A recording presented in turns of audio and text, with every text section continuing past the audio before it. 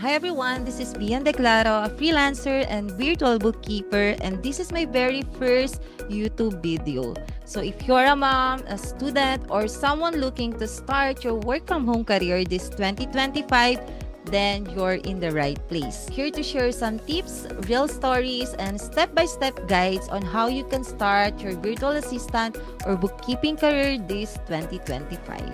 Even with zero experience. So, paano ba ako nag-start? 6 years ago, I didn't know anything about freelancing or bookkeeping. I was just curious. So, katulad nyo din ako ngayon na curious kung paano ba ang ginagawa ng mga freelancer, virtual assistant, or ng isang bookkeeper. Now, I'm a full-time senior accountant, bookkeeper sa mga clients ko sa ibang bansa. And I want you to experience that too. So today, I'm gonna walk you through how you can start your BA or bookkeeping journey. So, lan natin sa introduction to bookkeeping this 2025. So, before we jump to bookkeeping, na kayo ng introduction about BA or virtual assistant. So, what is virtual assistant? A self-employed worker who specializes in offering administrative services to clients from a remote location, usually a home office.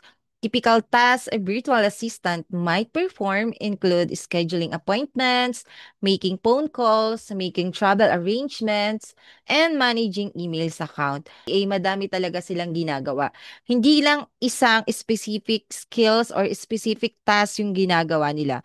For example, yung katrabaho ko na BA ng isang CEO, grabe, ang dami niya talagang ginagawa from sa morning, ang ginagawa niya daw is nagmamanage siya ng emails ng clients, gumagawa siya ng PowerPoint presentation every time na may meeting yung clients. Nagbo-book din siya and nag-arrange ng travel nung business owners or nung client.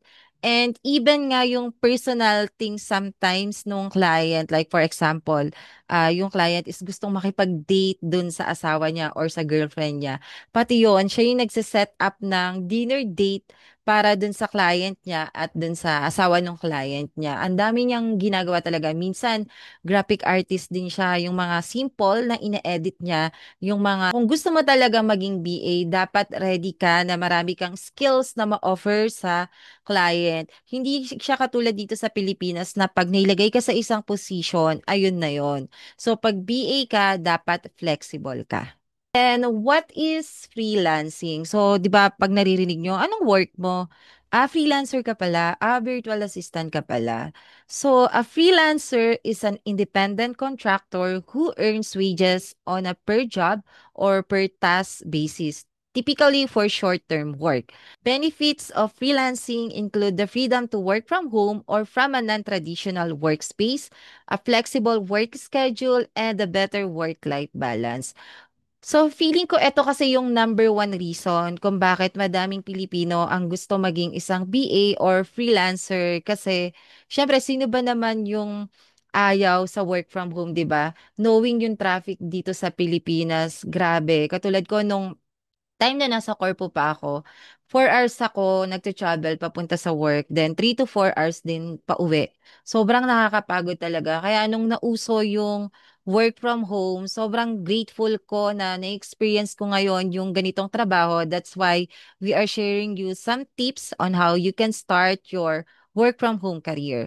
And ito din, kasi pag freelancer ka, wala kang company dito sa Pilipinas. So, independent contractor ka. Ikaw yung bahala magbayad ng taxes mo. Ikaw yung gumagawa ng contract na sinesend mo sa client, of course. And ikaw din yung nakikipag-negotiate kung magkano ba yung sisingilin mo sa client dun sa services na i-offer mo sa kanila. Hindi na tayo about BA and freelancing. So, let's jump na dito sa pinaka-topic natin for today, introduction to bookkeeping. Ayan. So, what is bookkeeping? Bookkeeping is the recording of financial transactions and is a part of the process of accounting in business and other organizations. It involves preparing source documents for all transactions, operations, and other events of business. So, madaming ginagawa ang isang bookkeeper. 'Di ba? From the word itself, bookkeeping, 'di ba? Books. So, 'di ba, pag narinig nyo yung salitang bookkeeper, ang unang pumapasok sa isip nyo is nagtatrabaho sa library. Akala nyo sila yung nag-aayos ng libro sa library, which is same lang naman sa accounting.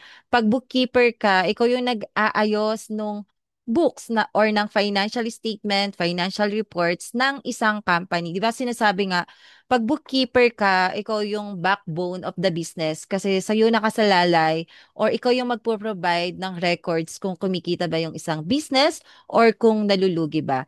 And then from the word itself, 'di ba? Keeping, ikaw yung nagki-keep ng records ng financial transactions. And hindi kasi tatakbo yung isang business nang walang accounting or nang walang bookkeeping. Kasi ikaw yung nagmo-monitor ng daily transactions ng business. So, ikaw din yung nagpe-prepare ng mga documents for all transactions. Kasi typically, pag isa kang bookkeeper or sa bookkeeping, ikaw yung nagmamanage ng day-to-day transactions. Ano ba yung mga day-to-day transactions? Kaya lagi kong sinasabi, pag gusto nyo maging isang bookkeeper, kailangan nyong aralin ang basic accounting kasi dun talaga umiikot yung mundo ng isang bookkeeper. Kailangan nyo malaman, debit ba to or credit? Kasi usually, basic accounting lang naman yung nasa bookkeeping. For example, dito sa manage ng day-to-day transactions, it depends kung anong business ni client. For example, nasa real estate industry yung business ni client. So, pag bumili si client sa McDonald's or sa Jollibee or kung saan pa naman yan. So, di ba? Isang transaction na yon. So, nag-swipe siya ng card or nagbayad ng cash. Pero pag sa ibang bansa naman, usually cards talaga yung ginagamit. So, yung na-swipe ni client yung card niya sa McDonald's. So, magpa-pop up sa any accounting software na ginagamit niya. For example, sa QuickBooks. So, makikita mo sa QuickBooks, may transaction si client ng McDonald's. 'Di ba? So, 'di ba alam naman natin sa sarili natin na ang McDonald's ay pagkain. So, under siya ng meals. Yun. Yun yung sample ng day-to-day transaction ng isang business. Ikaw yung magmamanage lahat nun. As in, like, for example, nagpagas si client sa Shell or kay Petron or kahit saan pa man yan na gasoline station. So, makikita mo yung transaction sa bank or sa any accounting software na yung, for example, yung amount is 500 or sabihin na natin na 100 USD. So, yung 100 USD na yon is ika-categorize mo siya as fuel or under ng auto or vehicle. Noon yung mga ginagawa ng isang bookkeeper. And then, di ba, minsan magbabayad ka sa mga subcontractor sa maintenance. So, yun. Kailangan alam mo kung paano ere-records yun. So, usually sa real estate company naman, yung mga payment lang sa vendor is sa mga subcontractor, sa mga repairs and maintenance, ayan, sa mga utilities, and sa monthly loan payment. Ayun, ganun sa real estate. Pero pag sa construction company, medyo madaming transactions yung ima-manage natin on a day-to-day basis. Like for example, bumili si client sa Home Depot, kailangan mo siyang i-class or i-records per each location or for each project. So, madaming ginagawa. It depends kung ano yung mapupuntahan mong industry. So, kung nasa accounting department ka ngayon, and then yung yung industry na pinapasukan mo is, for example, nasa restaurant, hospitality, sa construction, sa real estate, sa e-commerce, ayan. Ayan yung mga i-target nyo kung para medyo may idea na kayo kung paano umiikot yung business. Pag gusto nyong mag-apply as a bookkeeper or so dito naman tayo sa purpose of a bookkeeper. Madaming purpose kung bakit tayo hinahired ng isang company or ng isang client. So, the purpose of bookkeeping is to ensure that the company's financial data is accurately recorded and up to date. Ayun nga, kasi parang nabanggit ko kanina na kailangan ina-update natin yung day-to-day transactions ng isang business.